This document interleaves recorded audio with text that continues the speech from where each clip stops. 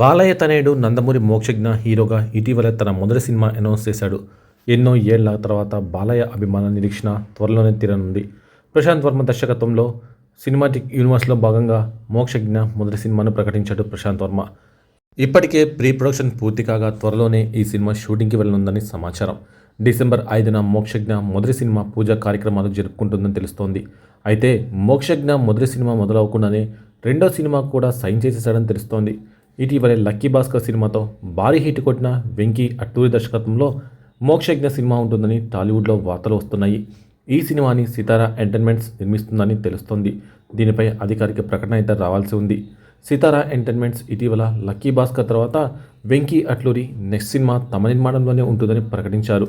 బాలయ్య సంక్రాంతికి రాబోతున్న డాకు మహారాజ్ సినిమాని కూడా వీళ్ళే తెరకెక్కిస్తున్నారు. బాలయ్యతో ఈ నిర్మాణ సంస్థకు మంచి సంబంధాలు ఉన్నాయి. ఈ క్రమంలో మోక్షజ్ఞ 2 సినిమాలు లాంచ్ చేయబోతున్నారు.